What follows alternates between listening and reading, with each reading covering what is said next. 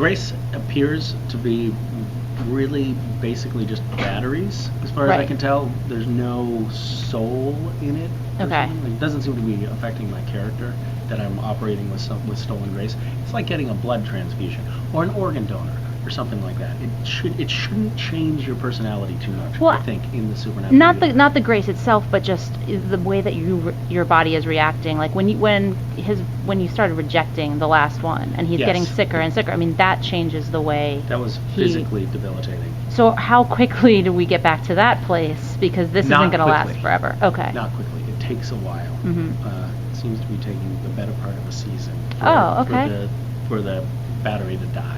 Okay, but so it seems like it's a reasonably good, like not Rite Aid brand battery, but maybe mid-level Duracell or something like that.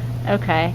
I mean, Cass was so instrumental in saving Dean ultimately from being a demon, but he still has the mark of Cain. So where is that relationship? Is he helping to try to fix him with remove the mark? What's going on there? Yes, getting the mark gone is an important mission for the rest of the season. And I think that struggle is taking the fore in terms of personal,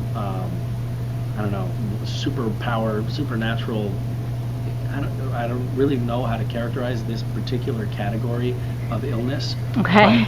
But, having a mark of Cain or having fading grace, like those things, in this stretch of the season arc. We're focusing on Dean. Okay. And Cass's health is not nearly as much of an issue at this point. So saying that you're focusing on Dean, how much is Cass involved in trying to remove the mark versus some of the cases of the week? Cass is intimately involved in trying to remove the mark. Okay. Yeah. Do you think he actually can be successful? Yeah, I mean, he can't have the mark forever. We've got to be able to fix him somehow. Oh, no, I meant, but do you think Cass can be the one to be, because he was successful ultimately the last time? I think Cass, I think it's definitely shaping up to be a team effort, but Cass will be instrumental in demarking. Okay. Nice. I like the terminology, which I don't know if that's an actual... Yeah.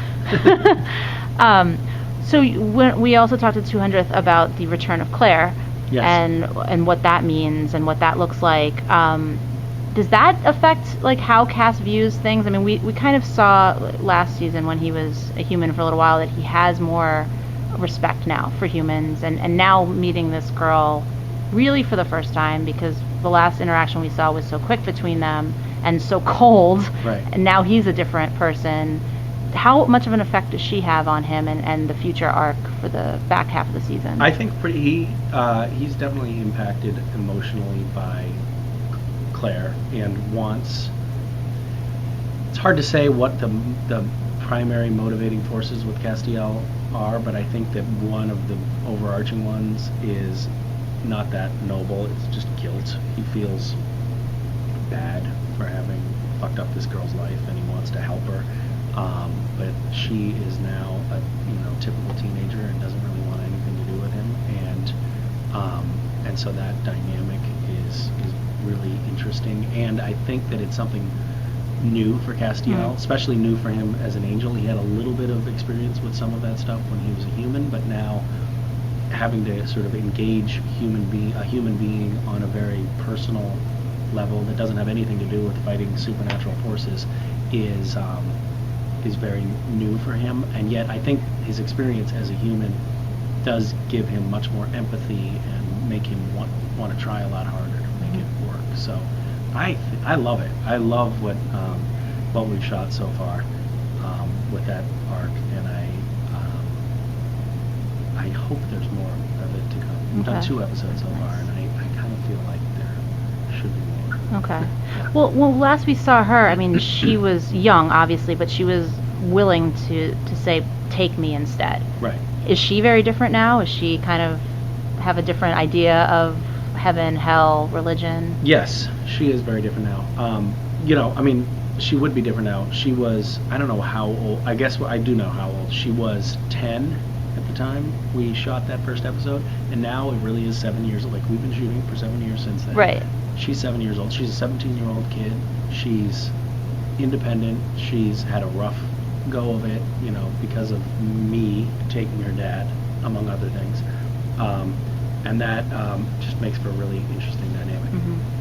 Yeah. Okay. What does the dynamic look like with Crowley in the next few episodes that you guys have been doing? Because he kind of turned his back on Dean, and he's kind of someone that, you know, you don't want to constantly make deals with the devil, right. But he's obviously always going to be around. Things have gotten, again, relations with Crowley have gotten strained again. Everybody is pissed off at him for what he's done. And yet, I think we still need his cooperation in helping to remove the mark of Cain. So okay. we're soliciting his assistance. Okay.